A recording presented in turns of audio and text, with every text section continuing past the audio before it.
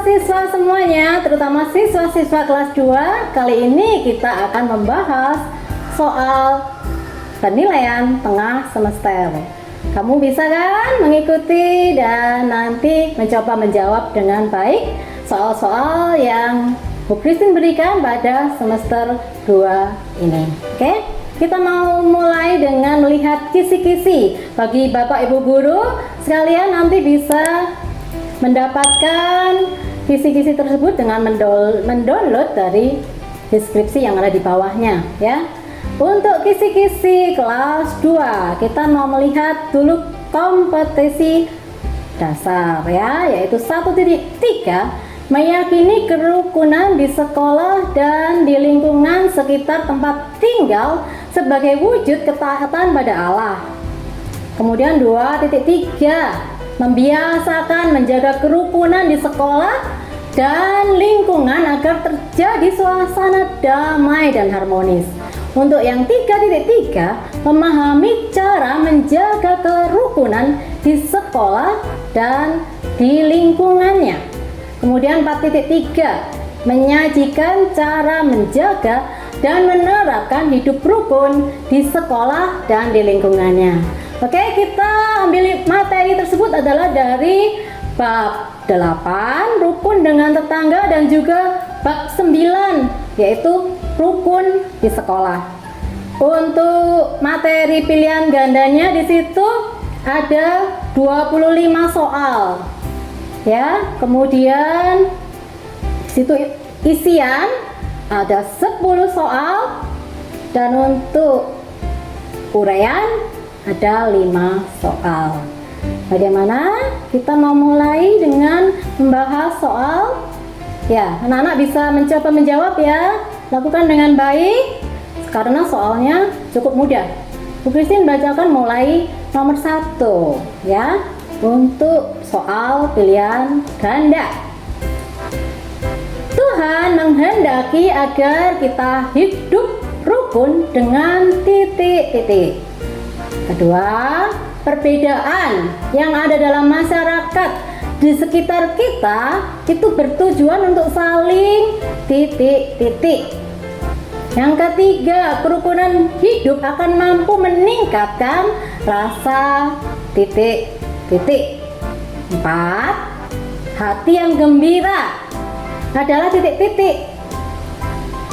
Sambungannya di nomor 5. Tetapi semangat yang patah titik-titik. Itu dari Amsal 17 ayat 22 ya.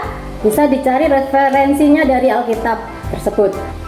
Kemudian yang keenam, lebih baik memiliki banyak teman daripada memiliki titik-titik.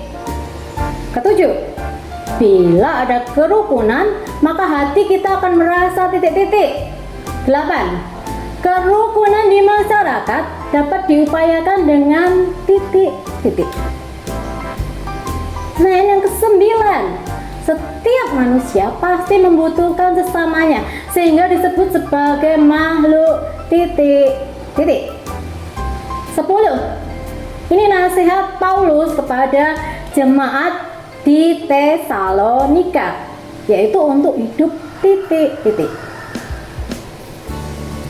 Ke-11, kerukunan dapat menciptakan titik-titik. 12, damai sejahtera harus diwujudkan karena itu merupakan kehendak titik-titik. 13, berbahagialah orang yang membawa damai karena mereka akan disebut sebagai titik-titik. Itu adalah di dalam nats yang keberapa di dalam Alkitab ya. Nomor 14-nya nanti akan ditanyakan nats tersebut. Untuk yang ke-15, di situ disajikan sebuah gambar ya. Gambar apa itu kira-kira? Tentang sikap membangun kerukunan hidup. Yang ke-16, hidup rukun bisa dilakukan dengan berbagai cara kecuali titik-titik. Oke, kemudian yang ke-17, di situ juga ada disediakan gambar. Kalau kita tidak mampu menguasai diri, mengakibatkan seperti di dalam gambar tersebut. Titik-titik itu tentang sikap yang tidak menguasai diri. Kemudian 18, di situ juga disediakan sebuah gambar ya. Kamu sebutkan itu kegiatan apa. Kemudian yang ke-19, kalau kita menjadi garam sesuai perintah Tuhan, hal ini artinya titik-titik. Bisa kamu pilih melalui pilihan ABC tersebut ya, pilih salah satu. Kemudian yang ke-20, kalau masakan tidak memakai garam, nah itu tidak enak karena garam memberikan rasa titik-titik. Oke? Untuk yang ke-21, di situ disebutkan tentang buah-buah roh dalam Galatia. Kira-kira itu ditulis oleh siapa? Kamu bisa pilih dari situ beberapa tokoh Alkitab yang tersebut diantaranya ya. Kemudian 22, yang bukan termasuk buah-buah roh. Kalau kamu baca tadi buah-buah roh, sekarang yang ditanya kan yang bukan termasuk. Jadi pilih dengan teliti. Untuk yang ke-23, sebagai anak-anak Allah, tugas kita yaitu harus membawa titik-titik. Ya, bisa kamu pilih di situ, ada pilihan ganda yang bisa kamu pilih yang paling benar. Untuk 24, wujud sikap membangun hidup damai dengan sesama bisa dilakukan dengan cara bagaimana? Pilih salah satu. Yang ke-25, pilihan ganda terakhir, kerukunan harus didasari dengan sikap yang tulus. Artinya titik-titik. Pilih di situ juga ya. Salah satu yang paling anggap kamu benar ya. Kemudian untuk pertanyaan isian, diisi dengan singkat, jelas ya. Tidak usah terlalu panjang karena di situ adalah dibutuhkan yang cermat dalam mengisi dan tepat tentunya. Yang disebut sebagai makhluk sosial.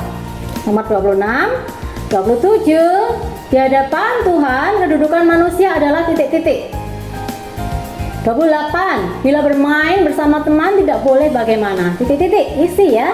Kemudian 29, itu ada sebuah peribahasa atau slogan ya, bersatu kita teguh, bercerai kita runtuh. Artinya apa?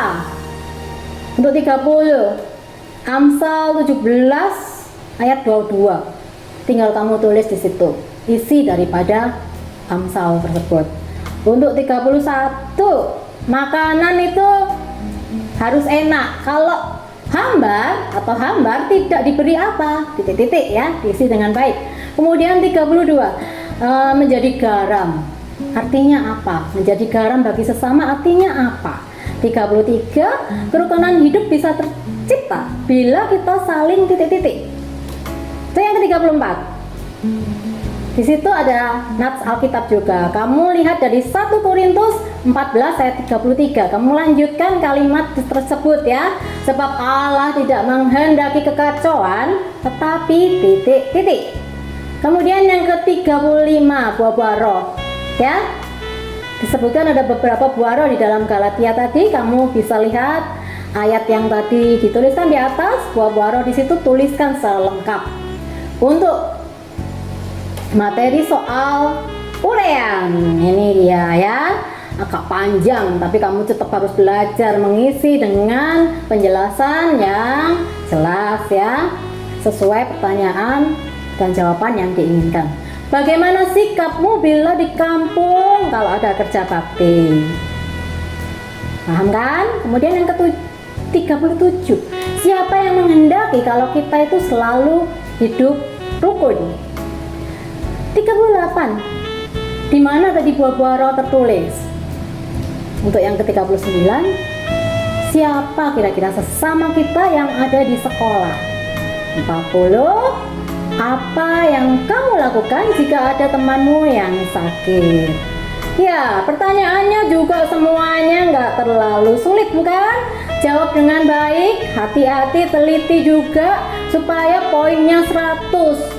Ya, kalau kamu tidak mengerjakan dengan baik, nggak akan dapat poin 100, begitu ya. Kita mau belajar sungguh-sungguh supaya Tuhan berkenan atas hidup kita, termasuk mengisi latihan soal agama, pendidikan agama dan budi pekerti. Oke? Sampai di sini dulu pembahasan di kelas 2 ini. Selamat berlatih. Kiranya semua yang kita kerjakan boleh berkenan di hati Tuhan. Sampai jumpa lagi. Bye bye.